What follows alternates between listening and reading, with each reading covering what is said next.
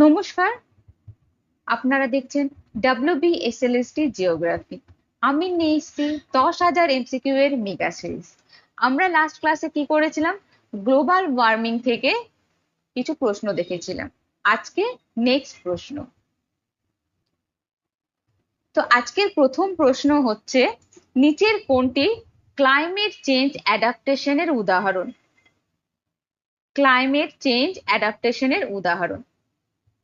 তো এই সমস্ত জিনিস জানার আগে আমাদের জানতে হবে ক্লাইমেট চেঞ্জ অ্যাডাপ্টেশন বলতে কি বোঝায়। অ্যাকচুয়ালি ক্লাইমেট চেঞ্জ অ্যাডাপ্টেশন বলতে জলবায়ু পরিবর্তন কি জলবায়ু পরিবর্তন জলবায়ু পরিবর্তনের প্রভাবে জলবায়ু পরিবর্তনের প্রভাবের সঙ্গে খাপ খাইয়ে নেওয়ার জন্য যে সমস্ত পদক্ষেপগুলো গৃহীত করা হয় বা নেওয়া হয় তাকেই বলা হয় ক্লাইমেট চেঞ্জ অ্যাডাপ্টেশন। অ্যাডাপ্টেশন মানে কি, যে কিছু প্রভাব মোকাবিলা করা বা ইম্প্যাক্ট মোকাবিলা করা। ঠিক আছে, যেমন বলা হতে পারে যে যদি বন্যা হয়, বন্যা, খরা, ঘূর্ণিঝড় এ সমস্ত যখন হয় তখন এর ফলে যে সমস্ত ক্ষয়ক্ষতি হয় সেই ক্ষতিগুলো কমানোর জন্য কিছু নতুন প্রযুক্তি বা ব্যবস্থা গ্রহণ করা হয়। এইগুলোকেই বলা হচ্ছে অ্যাডাপ্টেশন। অর্থাৎ ক্লাইমেট চেঞ্জের সাথে মোকাবিলা করার জন্য যে সমস্ত পদক্ষেপগুলো নেওয়া হয়। তো প্রথম অপশন কি? Carbon capture. প্রথম অপশন কার্বন ক্যাপচার, এটি হবে না। কার্বন ক্যাপচারের মাধ্যমে কি করা হয়? শিল্প, ইন্ডাস্ট্রি, অর্থাৎ শিল্প কারখানা থেকে যে সমস্ত কার্বন ডাই অক্সাইড নির্গত হয় সেইগুলো সংগ্রহ করে মাটির নিচে সংরক্ষণ করা হয়। কোথায় সংরক্ষণ করা হয়? মাটির নিচে সংরক্ষণ করা হয়। তো এটাও সেই জন্য এই আনসারটি হবে না। Carbon capture green house gas কমায়, ক্লাইমেট চেঞ্জ মিটিগেশন বা অ্যাডাপ্টেশন করে না। নেক্সট হচ্ছে রিনিউয়েবল এনার্জি। তো এটাও হবে না। রিনিউয়েবল এনার্জির ব্যবহার কি হয়? যে সমস্ত সোলার এনার্জি বা উইন্ড এনার্জি ইত্যাদি ব্যবহার করলে যে সমস্ত জীবাশ্ম জ্বালানি ব্যবহার করত সেইগুলো কমে যাবে। এবার জীবাশ্ম জ্বালানির ব্যবহার কমে গেলে CO2 নির্গমন হ্রাস করা যাবে, সেটি কমে যাবে। তো এটা সেইটার কথাই বলা হচ্ছে। এখানে ক্লাইমেট চেঞ্জ মিটিগেশন বা অ্যাডাপ্টেশনের সাথে এর কোনো সম্পর্ক নেই। নেক্সট অপশন কি রয়েছে? শীতে রয়েছে ফ্লাড রেসিস্ট্যান্ট এগ্রিকালচার। এর মানে কি? এটি বলতে বোঝায় এমন এক কৃষি পদ্ধতি, এগ্রিকালচার এমন এক কৃষি পদ্ধতি বা ফসল বোঝায় যা বন্যার মধ্যেও টিকে থাকতে পারে। ফ্লাড রেসিস্ট্যান্ট বলছে বন্যার মধ্যেও টিকে থাকতে পারে এরম কোনো ফসল বা কৃষি পদ্ধতিকে বোঝানো হয়েছে। তো এটার সাথে কি কখনো জলবায়ু পরিবর্তনের আহ আহ সাথে খাপ খাওয়ানোর ব্যাপার রয়েছে? একদম রয়েছে, একদম রয়েছে। যদি জলবায়ু পরিবর্তনের জন্য যদি দেখা যায় যে অনেক বন্যা হচ্ছে বা বৃষ্টি হচ্ছে, তো সেই সমস্ত জায়গায় যদি ফ্লাড রেসিস্ট্যান্ট এগ্রিকালচার করা হয় তাহলে কি হবে? সেই বন্যার মধ্যেও সেই ফসল টিকে থাকতে পারবে। তাহলে এটা বলতে পারি যে জলবায়ু পরিবর্তনের প্রভাবের সঙ্গে খাপ খাওয়ানোর মতো একটি উৎকৃষ্ট উদাহরণ হলো ফ্লাড রেসিস্ট্যান্ট এগ্রিকালচার। তাহলে এটি হবে। নেক্সট অপশনটিও দেখি যে সেটি কতটা উপযুক্ত। Electric vehicle. তো ইলেকট্রিক ভেহিকল হবেই না। কেন হবে না? কারণ এই ইলেকট্রিক ভেহিকল ব্যবহার করলে কি হয়? জীবাশ্ম জ্বালানির ব্যবহার কমে যায় এবং গ্রিন হাউস গ্যাস নির্গমন হ্রাস পায়। ইলেকট্রিক ভেহিকলে যেখানে জীবাশ্মের কোনো ভূমিকা থাকে না, ইলেকট্রিক সিটির মাধ্যমে চলাচল করে এবং এখানে গ্রিন হাউস গ্যাস বা CO2 কোনো কিছু নির্গত হয় না, যার ফলে বলা যায় গ্রিন হাউস গ্যাস নির্গমন হ্রাস হয়েছে ইলেকট্রিক ভেহিকলের জন্য। সেই জন্য বর্তমানে ইলেকট্রিক ভেহিকলের ইউজ করার জন্য অনেক বেশি জোর করেন এনভায়রনমেন্টালিস্টরা। নেক্সট প্রশ্ন, কোন আন্তর্জাতিক সংস্থা ক্লাইমেট অ্যাসেসমেন্ট রিপোর্ট প্রকাশ করে? এই প্রশ্নটা কিন্তু আমরা এর আগেও মানে এই কনসেপ্টটা কিন্তু আমরা আগের ক্লাসে অ্যানালাইসিস করেছিলাম। তো এর আনসার কি হবে? এর আনসার হবে আইপিসিসি। এর ফুল ফর্ম কি আগের ক্লাসে বলেছিলাম, আজকে আপনারা কমেন্ট করে জানাবেন। আইপিসিসি এইটাই কিন্তু একটি আন্তর্জাতিক সংস্থা যেখানে বিশ্বজুড়ে জলবায়ু পরিবর্তনের বৈজ্ঞানিক মূল্যায়ন করে নিয়মিত এবং ক্লাইমেট অ্যাসেসমেন্ট রিপোর্ট প্রকাশ করে। মনে পড়ছে আগের ক্লাসে বলেছিলাম। তো প্রথম অপশন যেটি রয়েছে ইউএনএসকো, এটি কি সংস্থা? এটি বিজ্ঞান ও সংস্কৃতি সংস্থা। বিজ্ঞান ও সংস্কৃতি সংস্থা বিভিন্ন বিজ্ঞান এবং সংস্কৃতি নিয়ে আলোচনা করে ইউএনএসকো। ইউএনইপি কি সংস্থা? এই সংস্থা কিন্তু পরিবেশ কর্মসূচি নেয়, পরিবেশ সম্পর্কিত কর্মসূচি নেয়। আর ফাও কি করে? খাদ্য ও কৃষি সংস্থা। খাদ্য ও কৃষি সংস্থা। বোঝা গেল?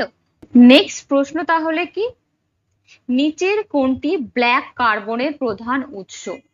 তাহলে ব্ল্যাক কার্বন কি সেটা আমাদের প্রথমে জানতে হবে, যে ব্ল্যাক কার্বন কাকে বলে। ব্ল্যাক কার্বন আর কিছুই না, একটি অসম্পূর্ণ দহনের ফলে উৎপন্ন সূক্ষ্ম কালো কার্বন কণা। তাহলে ব্ল্যাক কার্বন কিছুই না, অসম্পূর্ণ দহনের ফলে উৎপন্ন সূক্ষ্ম কালো কার্বন কণাকে ব্ল্যাক কার্বন বলা হয়। উদাহরণ দিলে অনেক বেশি ক্লিয়ার হয়ে যাবে। ধরুন কোনো জ্বালানি জ্বালানো হচ্ছে উনুনে, তার ফলে যে ধোঁয়া উৎপন্ন হয়, কালো ধোঁয়া, সেই কালো ধোঁয়ার সাথে যে সূক্ষ্ম কণা থাকে সেটাকেই ব্ল্যাক কার্বন বলা হয়। বা বলতে পারি যে কোনো যানবাহন যখন চলাচল করে তখন বিভিন্ন ট্র্যাক বাসের মধ্য থেকে যে কালো ধোঁয়া নির্গত হয়, সে কালো ধোঁয়ার মধ্যে কিছু সূক্ষ্ম কালো কার্বন কণা থাকে যাকে ব্ল্যাক কার্বন বলা হয়। আর এই ব্ল্যাক কার্বন কণার প্রধান উৎস কি সেটাই আমাদেরকে দেখতে হবে। প্রথম অপশনে রয়েছে ভলক্যানো। তো ভলক্যানো থেকে মূলত কি নির্গত হয়? নর্মালি ছাই নির্গত হয়, ঠিক আছে, সালফার ডাই অক্সাইড নির্গত হয়, আরো কিছু কিছু গ্যাস নির্গত হয়, জলীয় বাষ্প নির্গত হয়, কিন্তু ব্ল্যাক কার্বন নির্গত হয় না, ভলকানো হবে না। দ্বিতীয় অপশন রয়েছে বায়োমাস বার্নিং। তো বায়োমাস বার্নিং কি? কাঠ পোড়ানো, খড় পোড়ানো, ফসলের অবশিষ্ট অংশ পোড়ানো, যে কোনো বনভূমিতে আগুন লাগলে যে গাছপালা পুড়ে যায় সেই পোড়ানো। তো এই সমস্ত পোড়ানো,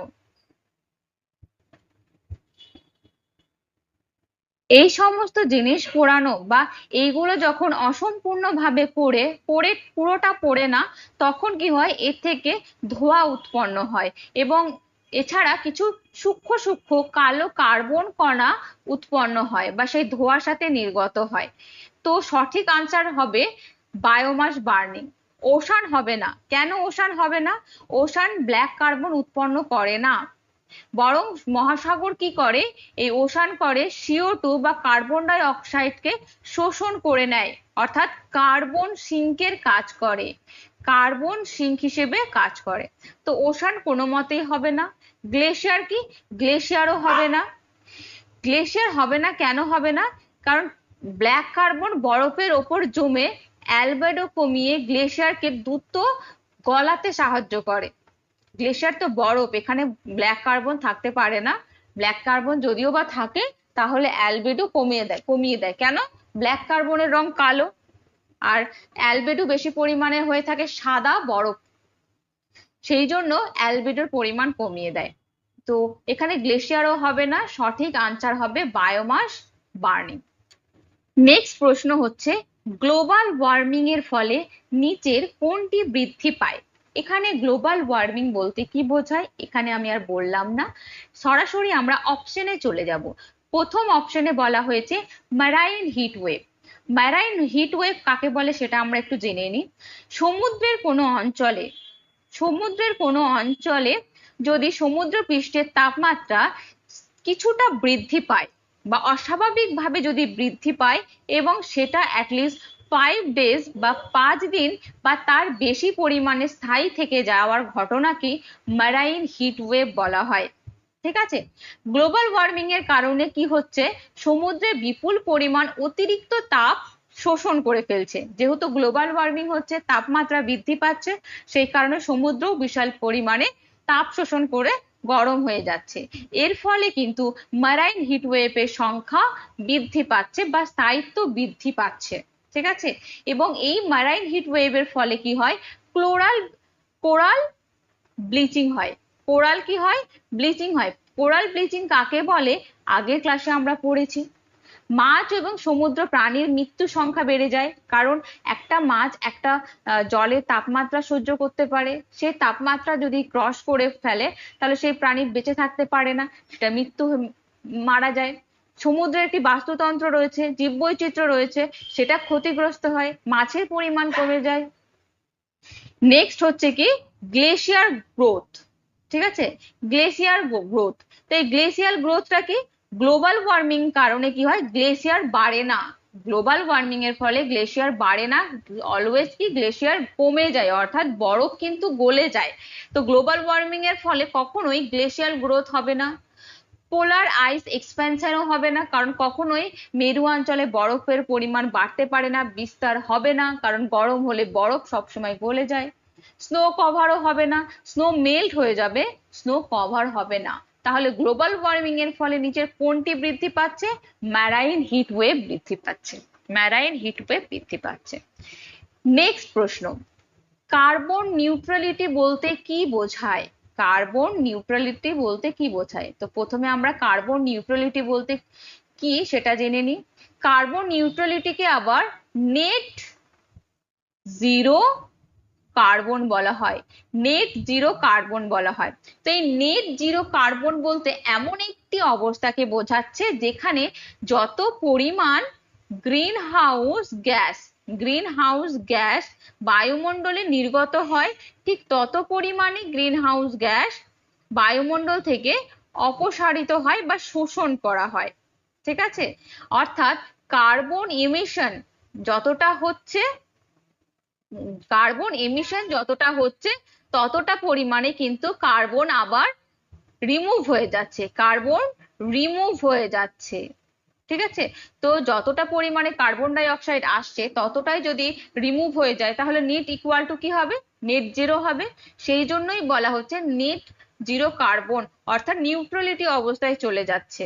আরেকবার বলি যে গ্রিন হাউস গ্যাস বিশেষত কি CO2 কার্বন ডাই অক্সাইড বায়ুমণ্ডলে যতটা পরিমাণে নির্গত হয় ততটা পরিমাণেই কিন্তু অপসারণ হয়ে যায়। তো এই ঘটনাকেই কার্বন নিউট্রালিটি বলা হয়ে থাকে। তো এখানে অপশনস গুলো আমরা দেখি যে নেট জিরো এমিশন অর্জন করা, তো এটা হবে সঠিক আনসার। কেন নেট জিরো এমিশন অর্জনটা সঠিক আনসার হবে, কারণ কার্বন নিউট্রালিটি বলতে বা এর অর্থ বলতেই কিন্তু CO2 বা কার্বন ডাই অক্সাইড নির্গমন কমানোকে বোঝানো হয়। মানে এই যে যতটা পরিমাণে কার্বন ডাই অক্সাইড রয়েছে সেটা কিভাবে বন্ধ বা কিভাবে কমানো যেতে পারে, কার্বন ক্যাপচারের মাধ্যমে কমানো যেতে পারে, গাছ লাগিয়ে কমানো যেতে পারে, তার ফলে নেট জিরো এমিশন হবে, অর্থাৎ net emission equal to zero হবে। ঠিক আছে, ওজোন হোল বন্ধ হয়ে যাওয়া, তো কার্বনের সাথে ওজোন হোলের কোনো সম্পর্ক নেই, দুটো সম্পূর্ণ আলাদা বিষয়। ওজোন হোল বন্ধ হবে যদি ওজোন হোল বা ওজোনকে ডিপ্লেশন করতে যে সমস্ত গ্যাসগুলো দায়ী, যেমন CFC থেকে নির্গত ক্লোরিন, এইগুলো যখন পরিমাণ ব্যবহার কমিয়ে আসবে তখনই কিন্তু এটা সম্ভব।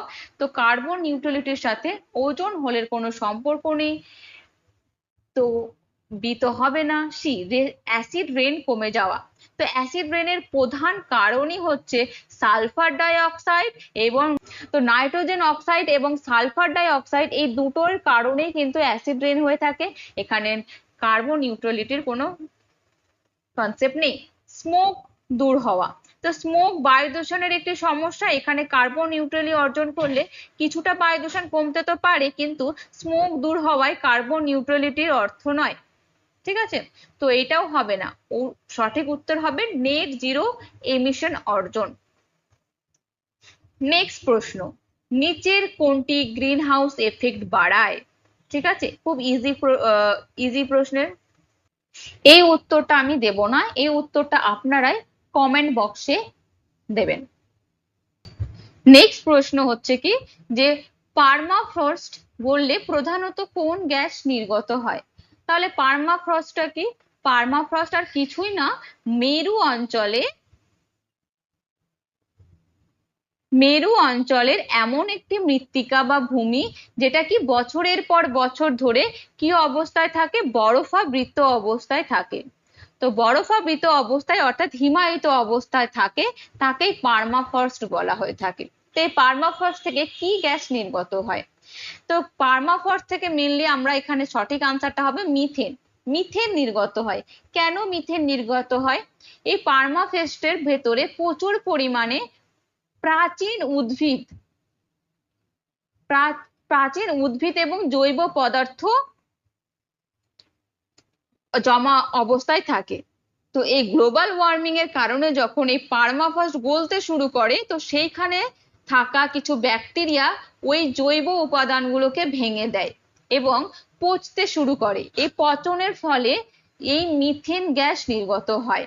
ঠিক আছে? তো অক্সিজেনও হবে না, নাইট্রোজেনও হবে না, নিয়নও হবে না। বোঝা গেল? নেক্সট প্রশ্ন হচ্ছে নিচের কোনটি ক্লাইমেট টিপিং পয়েন্টের উদাহরণ? তাহলে ক্লাইমেট টিপিং পয়েন্ট কি সেটা জানতে হবে।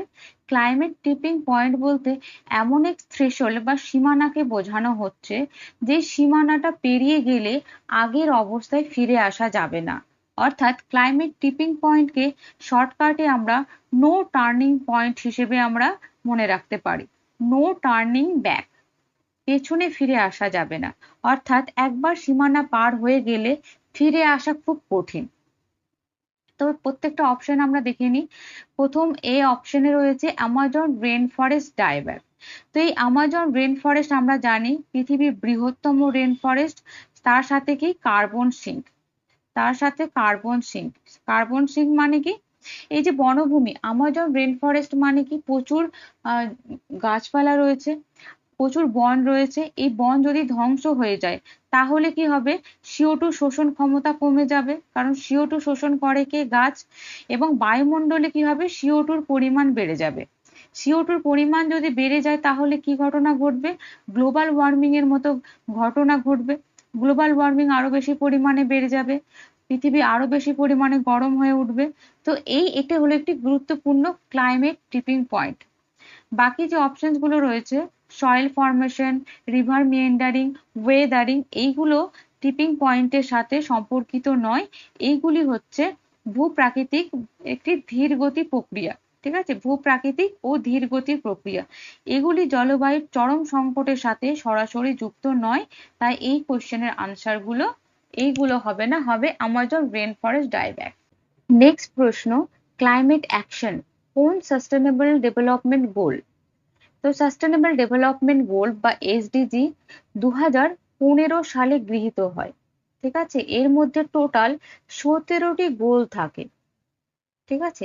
17টি গোল থাকে এবং প্রত্যেকটা গোলেরই এক একটি উদ্দেশ্য থাকে। তো এখানে ক্লাইমেট অ্যাকশন গোলটি রয়েছে SDG 13-তে। SDG 13-তে, অর্থাৎ অপশন সি হবে সঠিক আনসার। SDG 11 হবে না।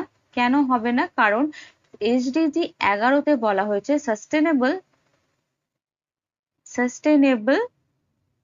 সিটিজ and communities. সিটিজ and communities, সিটিজ and communities. ঠিক আছে? এবং SDG 12-এ বলা হয়েছে responsible consumption, responsible consumption and production. ঠিক আছে? আর SDG 15-এ বলা হয়েছে কি যে life on land. Life on land মানে ল্যান্ডের মধ্যে যে সমস্ত লাইফ বা জীবগুলো রয়েছে তাদের নিয়ে আলোচনা করা হয়েছে। তো SDG নিয়ে একটা পুরো ক্লাস আমি একবার নিয়ে আসবো, কিন্তু এই সময় এইগুলো নিয়ে ডিটেলে অ্যানালাইসিস করলাম না। নেক্সট প্রশ্ন হচ্ছে national action plan on climate change এর মূল ন্যাশনাল মিশন সংখ্যা কত? তো প্রথমে আগে national action plan on climate change কি সেটা জেনে নিই। এই national action plan on climate চেঞ্জকে শর্টে NAPCC বলা হয়। এটা একটি ইম্পর্টেন্ট। তো এই NAPCC কিসের একটি পরিকল্পনা? এটি কিন্তু জলবায়ু পরিবর্তনের একটি জাতীয় পরিকল্পনা, ন্যাশনাল অ্যাকশন প্ল্যান। এটি কত সালে ভারত সরকার প্রকাশ করে? 2008 সালে প্রকাশ করে। এবং এর উদ্দেশ্য কি? ক্লাইমেট চেঞ্জ যে সাথে মোকাবিলা করা, সাস্টেনেবল ডেভেলপমেন্ট, ঠিক আছে, সাস্টেনেবল ডেভেলপমেন্ট নিশ্চিত করা, এছাড়া গ্রিন হাউস গ্যাস কমানো, নির্গমন করা, তাহলে গ্রিন হাউস গ্যাস নির্গমন করা, বা যে সমস্ত এনার্জি গুলো রয়েছে যেমন রিনিউয়েবল এনার্জি, ঠিক আছে, রিনিউয়েবল এনার্জি বা এনার্জি এফিসিয়েন্সিকে বৃদ্ধি করা। তো এই NAPCCর এইগুলো হচ্ছে উদ্দেশ্য, কিন্তু এর মিশন রয়েছে 8টি। কতগুলো রয়েছে? 8টি রয়েছে। এবার এই 8টি আলোচনা করলে অনেক বড় হয়ে যাবে। তো যেমন ন্যাশনাল সোলার প্ল্যান মিশন নিয়ে আলোচনা করেছে, national mission for enhance energy efficiency নিয়ে আলোচনা করেছে, সাস্টেনেবল হ্যাবিটেট নিয়ে আলোচনা করেছে, জল নিয়ে আলোচনা করেছে, ঠিক আছে, হিমালয় ইকোসিস্টেম নিয়ে আলোচনা করেছে, ঠিক আছে। তো এইগুলো নিয়ে কিন্তু national action plan on climate change আলোচনা করেছে। আচ্ছা, আমি লিখেই নিই শর্ট করে। সোলার মিশন নিয়ে আলোচনা করেছে, সোলার মিশন, ঠিক আছে। আরেকটি কি করেছে? Enhance energy efficiency, enhance energy efficiency. 3 নম্বর কি? Sustainable habitat. 4 নম্বর হচ্ছে ওয়াটার মিশন, জল নিয়ে করেছে, ঠিক আছে। 5 নম্বর কি? হিমালয় ইকোসিস্টেম নিয়ে আলোচনা করেছি, হিমালয়া ইকোসিস্টেম। 6 কি? 6 হচ্ছে গ্রিন ইন্ডিয়া, শর্ট করে লিখছি গ্রিন ইন্ডিয়া। 7 নম্বর মিশন কি? 7 নম্বর হচ্ছে সাস্টেনেবল এগ্রিকালচার, যেটা খুব ইম্পর্টেন্ট বর্তমান যুগে, সাস্টেনেবল এগ্রিকালচার। আর 8 নম্বর হচ্ছে কি? Strategic knowledge. কিসের জন্য? ক্লাইমেট চেঞ্জের জন্য, স্ট্র্যাটেজিক নলেজ। কিসের জন্য? ক্লাইমেট চেঞ্জের জন্য, ক্লাইমেট চেঞ্জের জন্য, ঠিক আছে। তো এই হলো national action plan on climate চেঞ্জের 4টি মিশন, ঠিক আছে। নিচের কোনটি কার্বন সিকুয়েস্ট্রেশনের প্রাকৃতিক উপায়? তার মানে কার্বন সিকুয়েস্ট্রেশন কি সেটা জানতে হবে। যদিও এই নিয়ে আমরা আগে আলোচনা করেছিলাম। কার্বন সিকুয়েস্ট্রেশন বলতে বায়ুমণ্ডলে কি থাকে? কার্বন ডাই অক্সাইড থাকে। তো এই কার্বন ডাই অক্সাইডকে শোষণ করে। কারা শোষণ করে? উদ্ভিদ, মাটি, ওশান, মহাসাগর, বা ভূগর্ভে দীর্ঘ সময়ের জন্য সংরক্ষণ করার কেই বোঝায় হচ্ছে কার্বন সিকুয়েস্ট্রেশন, ঠিক আছে। কার্বন সিকুয়েস্ট্রেশনে কি হয়? কার্বনকে সংরক্ষণ করে রাখা হয়। এর প্রধান উদ্দেশ্য কি? তো কার্বনকে যখন উদ্ভিদে, মাটিতে বা ওশানে সঞ্চয় করে রাখা হচ্ছে, তার মানে কার্বন বায়ুমণ্ডলে কম থাকছে। তাহলে বায়ুমণ্ডলে কার্বন ডাই অক্সাইডের পরিমাণ কমানো হচ্ছে। আর বায়ুমণ্ডলে কার্বন ডাই অক্সাইডের পরিমাণ কমানো হচ্ছে মানে কি? গ্লোবাল ওয়ার্মিং কমছে, তাই তো? গ্লোবাল ওয়ার্মিং হ্রাস হচ্ছে, ক্লাইমেট চেঞ্জ কমানো যাচ্ছে। তো এইগুলো হচ্ছে কার্বন সিকুয়েস্ট্রেশনের উপকারিতা, ঠিক আছে।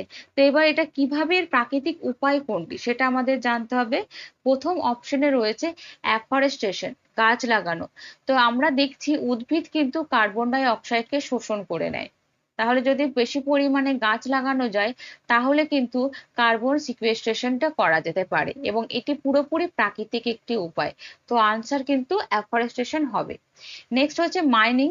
মাইনিং কোনো মতেই হবে না। মাইনিং এর ফলে গাছ আরো নষ্ট হয়, যেখানে CO2 পরিমাণ তাহলে বাড়বে, তো কমবে নয়। আরবানাইজেশনও তাই, গাছ কাটা হয়, শহরায়ন হয়, নগরায়ন হয়, যানবাহন বৃদ্ধি পায়, শিল্প বৃদ্ধি পায়, যার ফলে কিন্তু কার্বন ডাই অক্সাইডের পরিমাণও বৃদ্ধি পায়, অর্থাৎ গ্লোবাল ওয়ার্মিং আরো বৃদ্ধি পায়, যেখানে কার্বন সিকুয়েস্ট্রেশন হয় না। ইন্ডাস্ট্রিয়ালাইজেশনও তাই, ইন্ডাস্ট্রিয়ালাইজেশনেরও সেম জিনিস। ইন্ডাস্ট্রিয়ালাইজেশন হবে, ফসিল ফুয়েল ব্যবহার বাড়বে, গ্রিনহাউস গ্যাসের পরিমাণ বাড়বে, তাহলে এটি কিভাবে কার্বন সিকুয়েস্ট্রেশন হয়, তাই না? তো এটি হবে না। নেক্সট প্রশ্ন হচ্ছে, গ্লোবাল ওয়ার্মিং এর ফলে কোন রোগের বিস্তার বাড়তে পারে? তো গ্লোবাল ওয়ার্মিং যদি বাড়ে, অর্থাৎ টেম্পারেচার যদি বাড়ে, তাহলে কিন্তু মশার উপদ্রব বাড়ে, ঠিক আছে, মশার পরিমাণ বাড়ে। এবার মশা বাড়ছে মানে কি, বিভিন্ন রোগ ছড়াতে পারে। তো মশা কি কি রোগ ছড়াতে পারে? ম্যালেরিয়াও ছড়ায়, ঠিক আছে, অ্যানোফিলিস মশার মাধ্যমে ম্যালেরিয়া ছড়ায়, ঠিক আছে, ডেঙ্গুও ছড়ায়, অ্যাডিস মশার সাহায্যে কিন্তু ডেঙ্গু ছড়ায়, চিকেনগুনিয়াও ছড়ায়, অ্যাডিস মশা চিকেনগুনিয়াও ছড়ায়। তাহলে উপরে সবকটি হবে। তার মানে এই জিনিসটা মনে রাখতে হবে, উষ্ণতা বাড়লে মশার মশার উপদ্রব বাড়ে এবং মশা বাহিত যে সমস্ত রোগ সেগুলো হয়ে থাকে। নেক্সট কোশ্চেন, নিচের কোনটি ব্লু কার্বন ইকোসিস্টেম? তাহলে ব্লু কার্বন ইকোসিস্টেম বলতে কি বোঝায়? ব্লু কার্বন ইকোসিস্টেম বলতে কোস্টাল এরিয়াতে বা উপকূল এরিয়া এবং ম্যারাইন বা সামুদ্রিক অঞ্চলে, ঠিক আছে, বা সামুদ্রিক বাস্তুতন্ত্রের দ্বারা বায়ুমণ্ডল থেকে কি হয়, কার্বন ডাই অক্সাইডকে দীর্ঘ সময়ের জন্য সংরক্ষণ করে রাখা হয়। তাহলে এই যে একটু আগে বললাম কার্বন সিকুয়েস্ট্রেশন, সেটাই ঘটে থাকে, কিন্তু কার দ্বারা হয়ে থাকে? একটা হচ্ছে কি কোস্টাল বা উপকূল এবং সমুদ্র দ্বারা, এই দুজনের দ্বারা কিন্তু যখন কার্বনকে সঞ্চয় করে রাখা হয়, কার্বন ডাই অক্সাইডকে, তখন তাকে ব্লু কার্বন ইকোসিস্টেম বলা হয়ে থাকে। তাহলে ব্লু কার্বন ইকোসিস্টেমের মধ্যে কি ম্যানগ্রোভ পড়বে? হ্যাঁ, ম্যানগ্রোভ পড়বে। ম্যানগ্রোভ একটি ব্লু কার্বন ইকোসিস্টেম, তাই তো। কোরাল রিফ পড়বে? না, কোরাল রিফ পড়বে না। কোরাল হচ্ছে সমুদ্রের বায়োডাইভার্সিটির জন্য খুব গুরুত্বপূর্ণ, কিন্তু ব্লু কার্বন ইকোসিস্টেম হিসেবে এটি গণ্য হয় না। সল্ট মার্শ মানে হচ্ছে লবণাক্ত জলাভূমি। লবণাক্ত জলাভূমি কি ব্লু ব্লু কার্বন ইকোসিস্টেমের মধ্যে পড়বে? তো হ্যাঁ, সল্ট মার্শও কিন্তু হবে। তার মানে এখানে অপশন ডি হয়ে যাবে সঠিক আনসার, এ এবং সি উভয়ই হবে।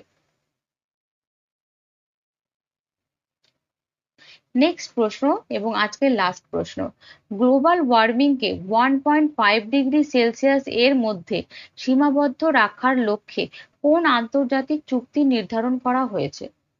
তো এইটা আমরা আগের ক্লাসে একটুখানি আলোচনা হয়েছিল। তো এর আনসার কি হবে? প্যারিস এগ্রিমেন্ট হবে। তো প্রথম সবকটি অপশনস গুলো আমরা তবুও একটু করে আলোচনা করব। প্রথম অপশন রয়েছে কিয়োটো প্রোটোকল, তাই তো, কিয়োটো প্রোটোকল রয়েছে। এবং এই কিয়োটো প্রোটোকল কত সালে এটি গৃহীত হয়? 1997 সালে। কোথায় হয়? কিয়োটোতে হয়। কিয়োটো কি? জাপানের একটি শহরের নাম, ঠিক আছে। এবং আরেকটা জিনিস বলে রাখি, এই কিয়োটো প্রোটোকল কিন্তু COP3 এর আন্ডারে বা COP3 এর অন্তর্গত। এবার COP3 কপ কি জিনিস আমরা একটু পরে সমস্ত প্রোটোকল এবং কনভেনশন নিয়ে একটি ক্লাস করব, তখন এটা নিয়ে ডিটেলে আলোচনা করব। মন্ট্রিল প্রোটোকল, এই মন্ট্রিল প্রোটোকল কি রিলেটেড? ওজোন রিলেটেড, ঠিক আছে। এটি কত সালে গৃহীত হয়? 1987 সালে গৃহীত হয়। এবং এখানে কি বলা হয়? মন্ট্রিল প্রোটোকলে কিন্তু ওজোন ডিপ্লেটিং সাবস্টেন্স, অর্থাৎ ওজোন ধ্বংসকারী যে সমস্ত গ্যাসগুলো রয়েছে সেইগুলো কমানোর বা বন্ধ করার জন্যই এই প্রোটোকলটা আনা হয়। ঠিক একইভাবে কিয়োটো প্রোটোকলেও কিন্তু গ্রিন হাউস গ্যাস নির্গমন কমানোর জন্যই কিন্তু এই প্রোটোকলটি আনা হয়েছিল। প্যারিস এগ্রিমেন্টে কিসের জন্য আনা হয়েছিল? এই যে গ্লোবাল ওয়ার্মিং কে 1.5 ডিগ্রি সেলসিয়াসের মধ্যে সীমাবদ্ধ রাখার জন্যই বলা হয়েছিল। অ্যাকচুয়ালি প্যারিস এগ্রিমেন্টে ক্লাইমেট চেঞ্জ নিয়ে আলোচনা করা হয়, ক্লাইমেট চেঞ্জ নিয়ে আলোচনা করা হয়। নেক্সট হচ্ছে রামসার কনভেনশন। রামসার কনভেনশন কি? রামসার কনভেনশন হচ্ছে একটি ওয়েটল্যান্ড রিলেটেড বা জলাভূমি সংরক্ষণ, ঠিক আছে। এটি কোথায় গৃহীত হয়? রামসারে গৃহীত হয়। রামসারটি কোথায় অবস্থিত? রামসার ইরানে অবস্থিত। তো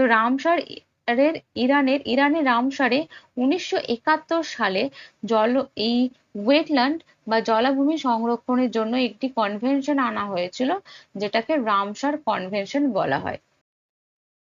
তো আজকের মতো এখানেই। আমরা গ্লোবাল ওয়ার্মিং থেকে টোটাল 30টি প্রশ্ন করলাম, এখনো 70টি প্রশ্ন করব এবং দরকার পড়লে আরো বেশি করব।